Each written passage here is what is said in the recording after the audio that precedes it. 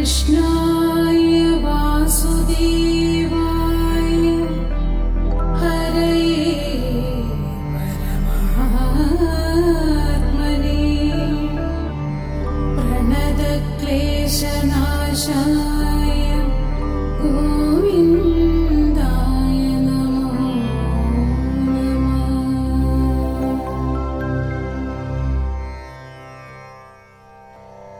ഭാഗവത കഥകൾ 124. ശുകമുനി അതേസമയം വൃന്ദാവനത്തിൽ കേശി എത്തിച്ചേർന്നതോടെ എന്താണ് സംഭവിച്ചത് എന്ന കഥ തുടർന്നു. കംസന്റെ ആജ്ഞാനുസരണം കേശി ഒരു വെകിളി പിടിച്ച കാട്ടുകുതിരയുടെ വേഷത്തിൽ വൃന്ദാവനത്തിലേക്ക് പുറപ്പെട്ടു. ചെറിയ കുഞ്ഞുങ്ങളെ കൊല്ലാനായി കംസൻ നിയോഗിച്ച രാക്ഷസസേനയിൽ അന്നേ കേശിയും ഉണ്ടായിരുന്നു. എന്നാൽ അന്നും കണ്ണനെ അവന് വധിക്കാൻ കഴിഞ്ഞില്ല. വൃന്ദാവനത്തിൽ ലക്കും ലഗാനവുമില്ലാതെ ഓടി നടന്നു. അവന്റെ മുക്രയിടലും മറ്റും ഗ്രാമവാസികളെ ഭയചകിതരാക്കി. തെരുവീഥിയിലെ നിലവിളികൾ കേട്ട് ശ്രീകൃഷ്ണൻ ഓടിയെത്തി. ഗുഹ പോലെയുള്ള വായും തീപ്പന്തം പോലുള്ള കണ്ണുകളും കാർമേഘം പോലെയുള്ള ഉടലും ഉള്ള അവൻ ശ്രീകൃഷ്ണനെ കണ്ടപാടെ വിഴുങ്ങാനായി ഓടിയെടുത്തു. ഘോരരൂപിയായ അവൻ വായും പിളർന്നടുത്തപ്പോൾ ഭഗവാൻ ഒഴിഞ്ഞുമാറി. അവൻ പിൻകാലുകൾ കൊണ്ട് കൃഷ്ണനെ തൊഴിച്ചെറിയാൻ ശ്രമിച്ചെങ്കിലും അതും പരാജയപ്പെട്ടു. താമസിയാതെ കൃഷ്ണൻ അവനെ വെല്ലുവിളിച്ചു. അവനും കൃഷ്ണനെ മല്ലയുദ്ധത്തിന് വിളിച്ചു. സിംഹത്തെപ്പോലെ ഗർജിച്ച് ഓടിയെടുത്ത് ചുറ്റിത്തിരിഞ്ഞ് കേശി കൃഷ്ണനെ തന്റെ പിൻകാലുകൊണ്ട് തൊഴിച്ചു. അവന്റെ കാലുകൾ കൃഷ്ണന്റെ മേൽ പതിക്കും മുൻപ് കൃഷ്ണൻ അതിൽ പിടികൂടി അവനെ തൂക്കി ചുഴറ്റിയെറിഞ്ഞു. കുതിരയ്ക്ക് സ്വബോധം വീണ്ടുകിട്ടാൻ കുറച്ചു സമയം വേണ്ടിവന്നു. എന്നിട്ടവൻ വീണ്ടും വായ് തുറന്നുപിടിച്ച് കൃഷ്ണന്റെ നേർക്ക് പാഞ്ഞെടുത്തു.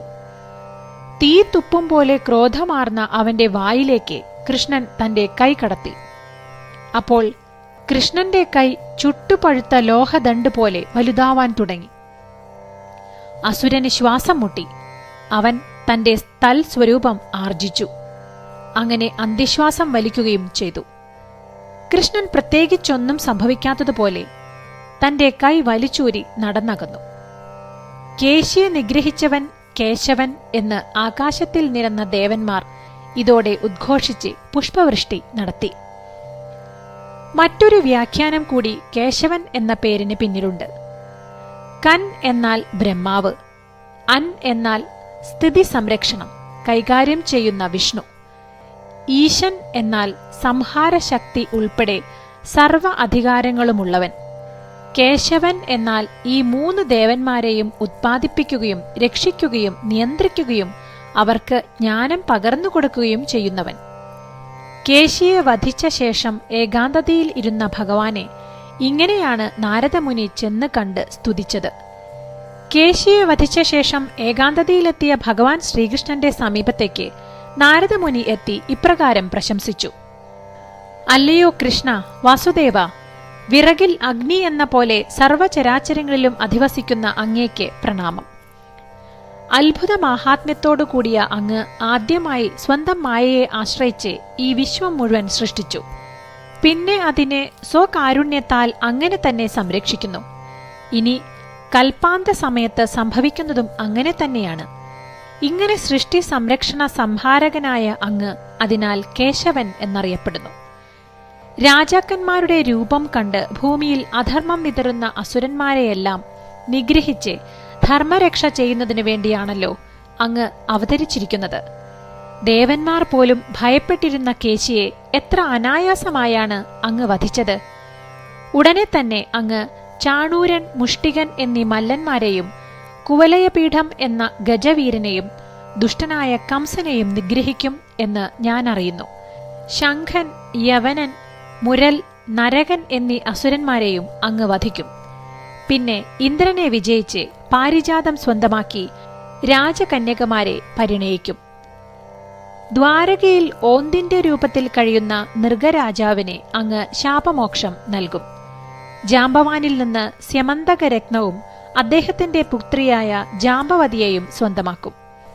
സാന്ദീപനിയുടെ മൃതപുത്രനെ വീണ്ടെടുത്തു കൊണ്ടുവരും. പൗണ്ഡ്രനെ വധിക്കുകയും കാശിപുരി ചുട്ടുകളയുകയും ചെയ്യും. ധർമ്മപുത്രരുടെ രാജസൂയ ചടങ്ങിൽ വെച്ച് അങ്ങ് ദന്തവക്രനെയും ശിശുപാലകനെയും വധിക്കും. അങ്ങ് ഇപ്രകാരം നിരവധി വീരകർമ്മങ്ങൾ ചെയ്യും. ദേവന്മാർ പോലും നിരന്തരം പാടിപ്പുകഴ്ത്തുന്ന ആ കാഴ്ചകളെല്ലാം ഞാനിപ്പോൾ തന്നെ ദർശിക്കുന്നു. സർവേശ്വരനായ അങ്ങേക്ക് എന്റെ നമസ്കാരം. ഇപ്രകാരം ഭഗവാനെ പ്രശംസിച്ച ശേഷം നാരദമുനി അദ്ദേഹത്തിന്റെ അനുവാദം വാങ്ങി അവിടെ നിന്ന് യാത്രയായി. വീണ്ടും തന്റെ കൈശോര രൂപം ഭാവിച്ചു തന്നെ ശ്രീകൃഷ്ണൻ ഗോപബാലകന്മാർക്കൊപ്പം പതിവ് പോലെ ഗോക്കളെ മേയ്ക്കുകയും കളിക്കുകയുമൊക്കെ ചെയ്ത് ദിവസങ്ങൾ കഴിഞ്ഞു. അങ്ങനെ ഒരിക്കൽ അവർ പൈക്കളും ഗോപബാലകന്മാരുമായി കളിച്ചുകൊണ്ടിരിക്കുകയായിരുന്നു. ആ സമയത്താണ് വ്യോമാസുരൻ അവർക്കിടയിലേക്ക് ഗോപബാലകന്റെ രൂപത്തിൽ എത്തിയത്. വ്യോമാസുരന്റെ മുജ്ജന്മ കഥ ഗർഗഭാഗവതത്തിൽ ഇങ്ങനെ വിശദീകരിക്കുന്നു.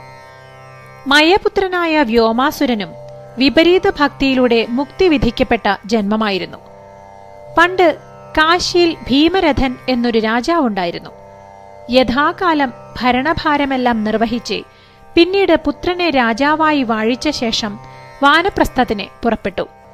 അങ്ങനെ മലയാചലത്തിൽ തപസ് ചെയ്ത് കഴിയുന്ന കാലത്ത് മഹർഷിവര്യനായ പുലസ്ത്യൻ ശിഷ്യന്മാരുമൊത്ത് ഭീമരഥന്റെ ആശ്രമത്തിലെത്തി. വാനപ്രസ്ഥത്തിന് എത്തിയെങ്കിലും ഭീമരഥനിൽ രാജാവ് എന്ന ഭാവം നിലനിന്നിരുന്നു. അതുകൊണ്ട് രാജർഷി പുലസ്ത്യമുനിയെ വേണ്ടവിധം ആദരിച്ചില്ല.